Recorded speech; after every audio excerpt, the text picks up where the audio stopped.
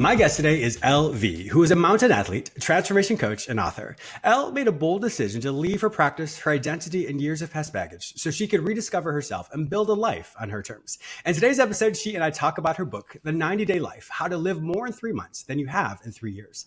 Elle's passion is to help people wake up to the epic version of themselves that's waiting to break free. Welcome to Lifeology. James, thank you so much for having me. I was thinking when two people come together to talk about building a beautiful life, it's a great thing. So I'm excited for our conversation.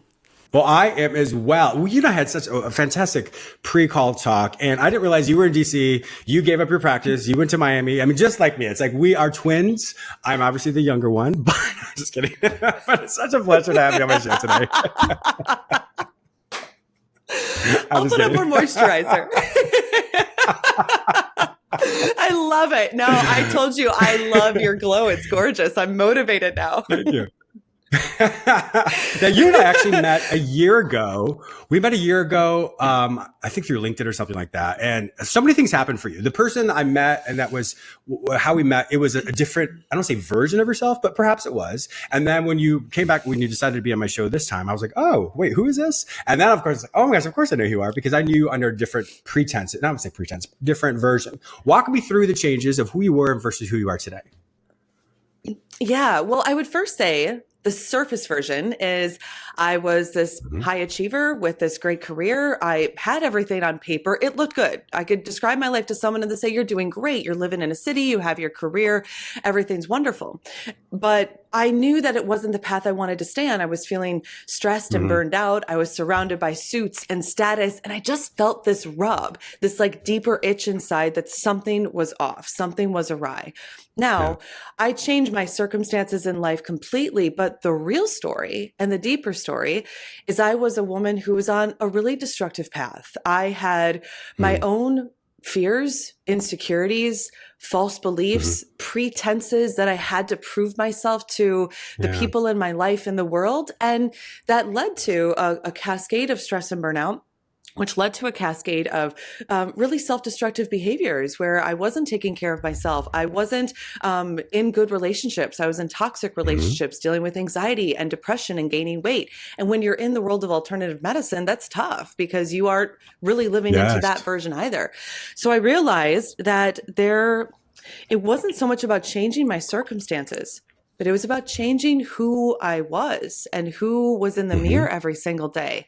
And it was a woman who was not on the right path and who was letting baggage and outdated stories that weren't even known get the best of her. So I had to change myself from the inside first because I knew that if I didn't, no circumstances would save me from that downward spiral. So I ended up leaving my private practice. I ended up leaving my possessions. I sold everything I owned. I lived nomadically for a year and a half. I realized that there was a lot of baggage I needed to let go of. So I did that physically in my outside world. But most important, and the biggest thing I want to emphasize today is that there's things in our inside world that we have to shed. And for me, I really explored building this new identity that had always been there, she'd always been there. And for each of us, there's a version of ourselves that's always there. We just have to determine, are we willing to get through the walls that have been built around us and go deeper, or do we keep living on the surface? So that's how I came to this point. It was a lot of revelation and a lot of really hard internal work that my hope is to be able to help people go through that same journey and save a lot of time. Unlike I did, because it took me a while to get here. I know, but I really want to relate to that. First off, thanks so much for sharing that. I love the authenticity because sometimes people see us on the mountaintop and they don't realize what happened in the valley, the multiple valleys, the death valley, if you will. So it's so great to see hear your story as well, the origin story, because with that authenticity, you create an urgency in people of what you have inside of you has always been there and it wants to get out, but for whatever reason, whether it's fear, whether it's circumstances, whether it's expectations from other people, we don't allow that healthier, epic version of ourselves to be released. Why do you think that is for most people? I think there's a lot of reasons. I think first, societally, we are taught to live in a certain way. I think we are taught to live Yeah. in a series of milestones, do this, then do this, then do this, then do this. And once you're in your lane, once you're in your path, it is much more difficult for us to break away from that, because there's so much stigma out there of, if you do something, you could be reckless, or you should feel guilty for doing something like this by maybe uprooting or changing your family's lives. And I also want to provide context. I never encourage anyone that you have to completely change your life to find your truth inside. In fact, a lot of times, if you find your truth inside, you appreciate the life around you more. So I think that what happens for a lot of people is they don't realize how much they bring with them along the way.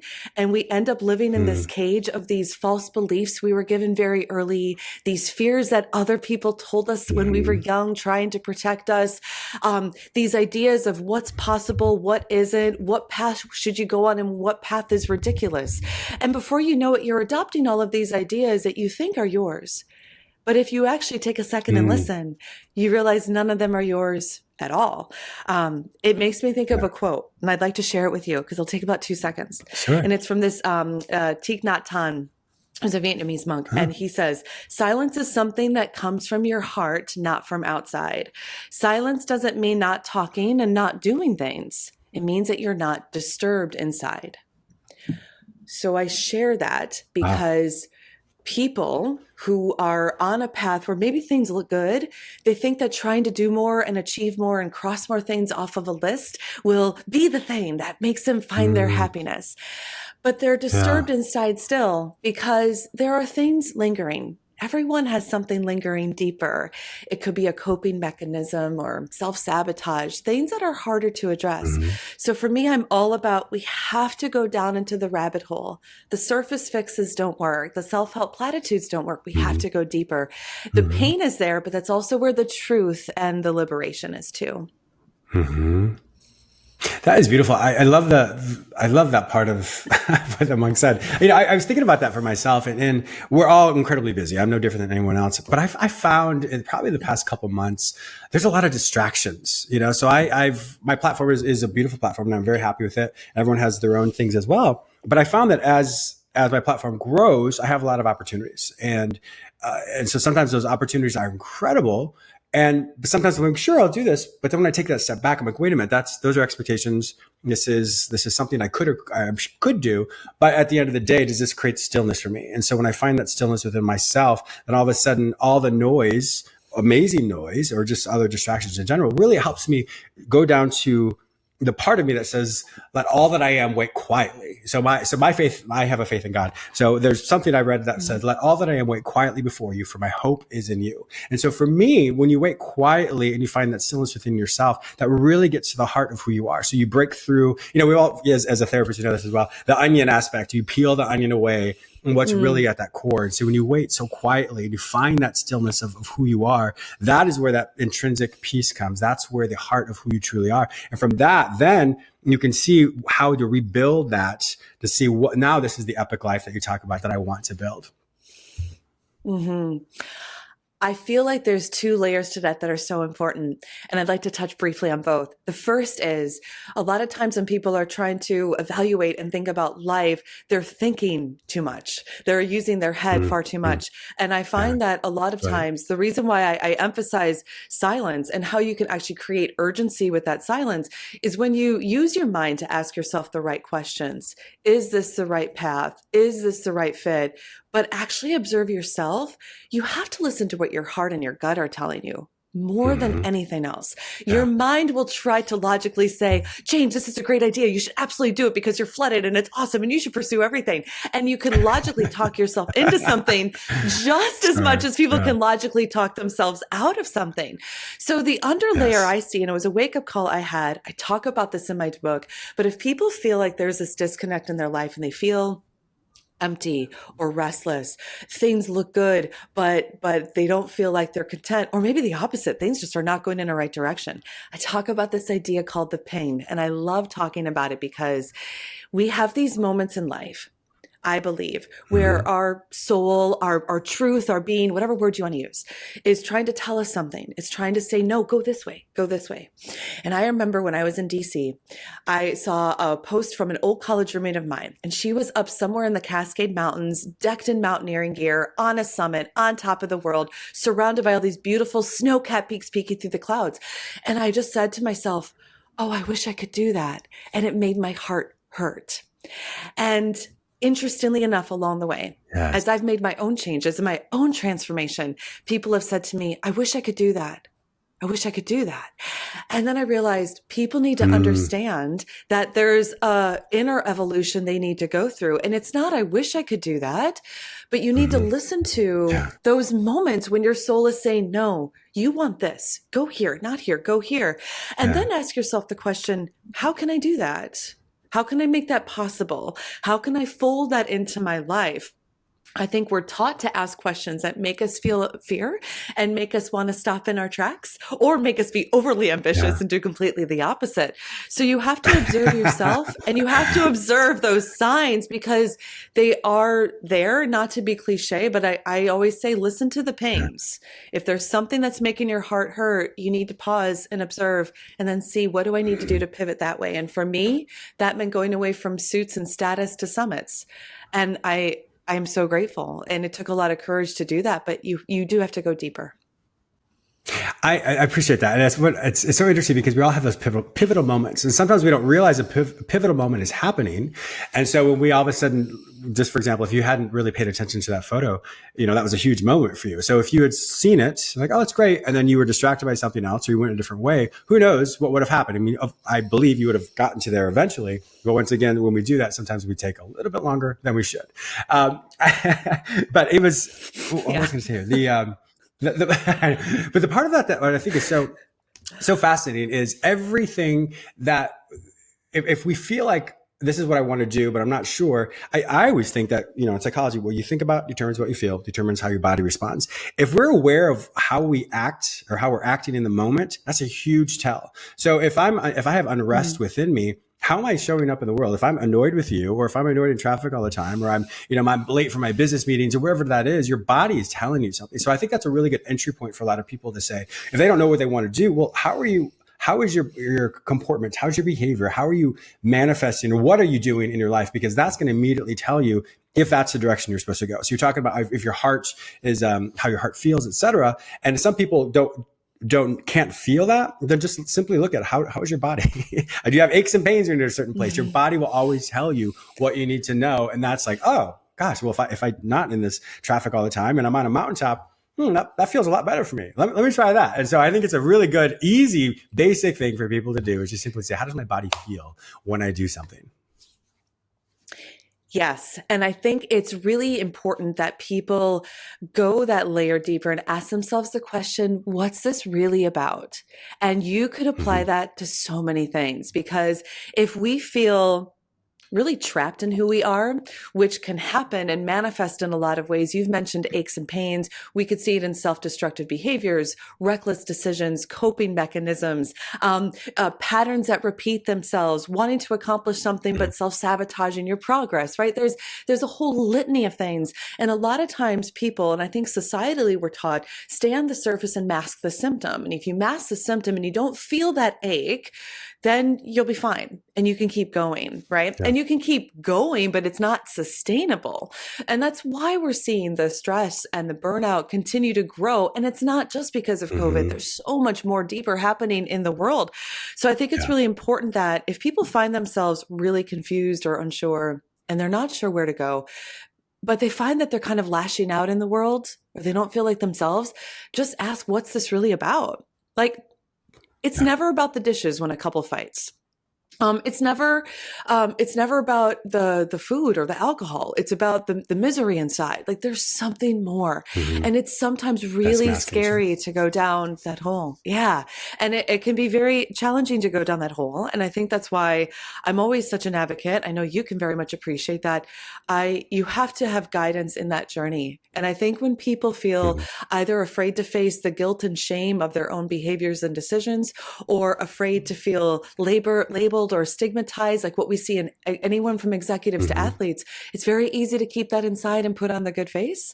And I prefer in the quiet space as a guide to rip the scab off and take them on that deeper journey. And the mountain analogy is huge because for me, I think of taking my clients on an expedition where they're going up to their summit, to their next level of themselves, but we have to go to the valley first. And the valley's tough. Yes. And you're going to be surrounded by a lot of obstacles. But if you can climb higher and see what's around you, it's a powerful journey. So there were a few layers in there. And I appreciate you prompting that. Oh, of course. Yeah. And for those of you just joining us, I'm talking with Elle V. We're reviewing her book, The 90-Day Life, How to Live More in 3 Months Than You Have in 3 Years. Let's transition into that book. So what happened for you that says, I need to write this book? Yeah, it was really twofold. I think first, I realized in my own journey that if I needed to break away from the self-destructive cycle I was in, I had to do things drastically and I had to do things quickly. I had found myself year after year going through the same maneuvers of making the birthday wishes and the New Year's resolutions and trying a goal and falling off pace and then wondering why that wasn't happening. And I realized with respect to the world of self-help and personal growth, I needed to go deeper and create deeper urgency for people to be able to accelerate the journey that they're on. And I love that we're doing this interview at this time of the year. It's the end of January. And this is when the headlines will start to come out. We're telling people that people are failing in New Year's resolutions. People are falling off the bandwagon. So as I was changing my own life, James, I actually realized that everyone is suffering. Everyone is struggling in their own way or feels off in their own way. And then I was asking myself, why is that happening? And then I asked myself, well, how can I teach people to create urgency in their own life when I now at that point had conversations with people saying, I wish I could do that. You're so lucky. That wouldn't be possible for me. And I started to realize that two things needed to happen. I needed to help people get past their deeper blocks, and I needed to help them do that with urgency, because the most common obstacle people will come to me with, whether that's just people talking about their story or people who want to work with me, they'll say things like, I'd love to be able to do this, but I'm afraid of what people will think of me. This is something I've been wanting to do, but it's not the right time. And then I've also seen people who will wake up in their 50s, 60s, 70s, 80s, and they'll say, I wish I would have done something different. I wish I would have used my time better. So my book on the surface is a book about urgency, and it's a book about living without regrets, but it's not a book about living into your bucket list so much as it is about not wasting time, not being who you are, and not letting the teachings in our world that I think happen subconsciously, that you're going to fail, this isn't going to work, you should be afraid to pursue something different, it's reckless to do that. It's actually not. I wanted to write this book to help people realize that if there's something deeper that either needs to change or something deeper that they either need to pursue, they need to ask themselves, what's the worst case scenario if I pursue it? That's not the question. It's what's the worst case scenario if I don't? What type of example am I leading to the people that I love if I don't change, if I don't pursue something deeper, if I don't pursue something more meaningful? Yeah. It's a lot of times people allow fear to control their action or lack thereof. I find that if we can actually channel fear in the same way, it's not ignoring it, but use it in that idea of the fear of not trying. Now ask those questions. So if people ask themselves anything, I wrote this book so people can ask themselves, what if I don't do this? What if that doesn't happen? And what does that mean for the people in my life if they get a subpar version of me? And that, my friend, I feel like is such a different catalyst for people to wake up and create change that will sustain them, not just be a quick Band-Aid or fix, but actually sustain them to something deeper. Even hearing that, I think of myself as, wow, if I don't change, what legacy am I leaving for my family? What legacy am I leaving for my brand?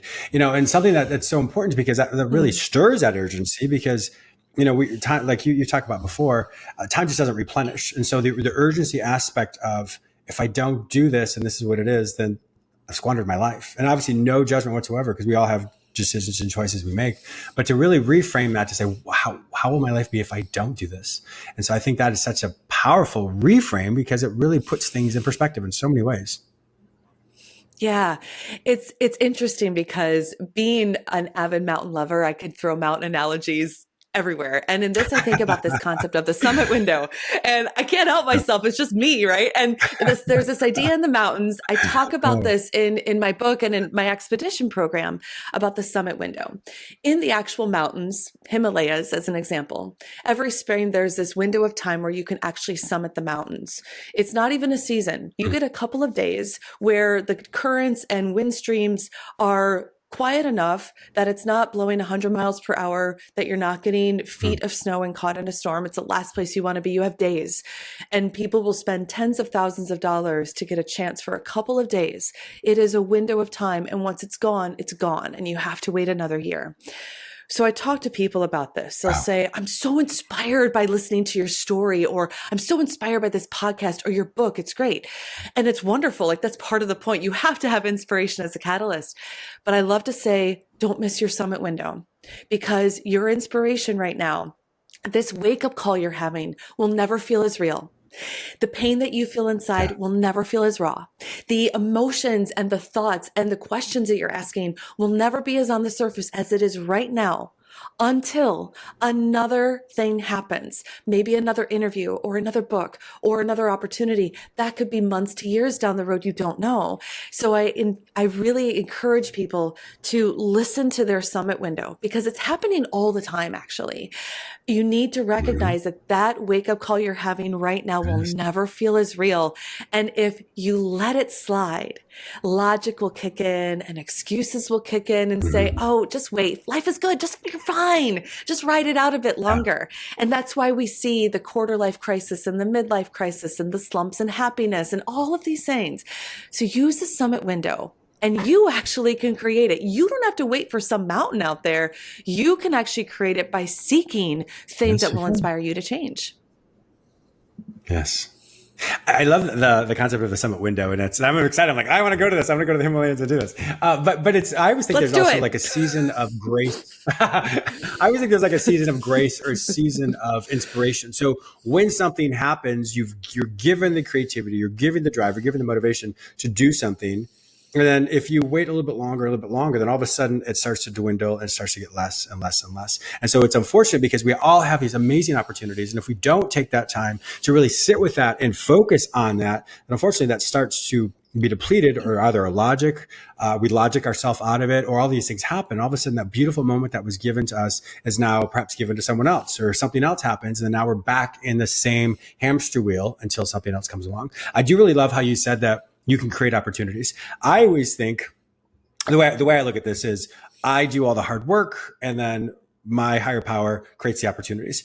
And so when you work together, that the opportunities are there all the time. But there's nothing worse than having an opportunity open up and you're not ready for it. And so all of a sudden, if I have this beautiful thing that's come to me, but if I haven't been using my talents, my time, and my energy, my creativity to hone my skills, then all of a sudden when that opportunity comes, if I'm not ready, it's like, darn it, I'm not ready for it. So I think it's a wonderful opportunity, a wonderful reframe as well with yours, that urgency of how are you continually growing and developing that's healthy for you? Because the more you, like you said, the more you look for something, the more you're going to find something. And without that expectancy, without that desire for something more, unfortunately, mediocrity and stagnation will continue to be in one's life. I think too, especially in this time in the world, in this time in being a human, where there can feel like there are a lot of things that maybe feel outside of our control. We don't know what's going to be going on in the world. Are there things where opportunities are going to be available to us or not? I mean, that's been something I know I've faced the past couple of years, more difficulty in traveling, unable to travel. And you could easily take when control feels outside of yourself. And that could be someone who's like, hey, I'm living to paycheck. There's nothing I could do. Or someone who owns a company of 100,000 employees. The difference isn't so much the circumstances that you're in, it's where's your locus of control. Are you letting things in the outside world control your ability to change or not, or your ability on the inside to actually get creative and think about, how can I look at this a different way? So for me, if it's been more difficult to go to Patagonia or Nepal, as an example, to do something that's just in my blood, I can think, well, what's in Montana and Idaho and Colorado and Utah and California and all these other states?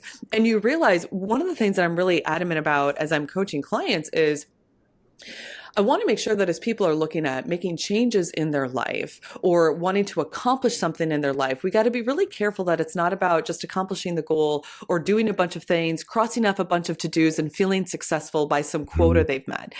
It's actually much more about what is the feeling that you're cultivating within yourself, which will then fall into your life. So as I walk people through a 90-day journey, or when they're in expedition with me and it's a 60-day journey, we accelerate it even further.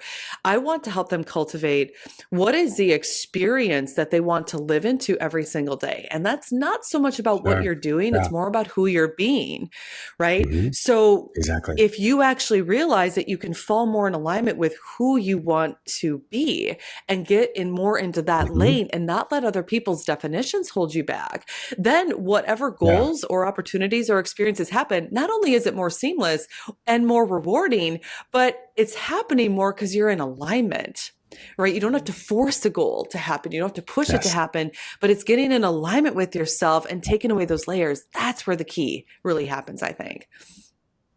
Yes. Well, you and I could talk for hours. We're going to be best friends, I know. Let's do it. Elle V, it is an absolute pleasure having you on my show today. Listen, I know, once our time is up, if my listeners want to find out more information about you and to purchase this book, The 90-Day Life, How to Live More in 3 Months Than You Have in 3 Years, where would they find this information online? Two simplest ways is they could go to 90daylifebook.com. That'll take them directly to my book page. If they want to go into my world and learn more about my coaching, how they can help me connect on social, they can go to lv.world. And that's my name, ELLE, the letter V.world. And they can step into my world and reach out to me there. Wonderful. Well, I highly endorse Elle V. So if my listeners also know that if I cannot find this information any other place, simply go to the show notes at jamesmiller@lifeology.com and you'll find all the information for Elle. Elle, thank you so much for being a fantastic guest on my show today. James, thank you so much for having me. I love your energy and being able to vibe off of it. Thanks for the opportunity and for me to share my insights with your audience. It was my pleasure.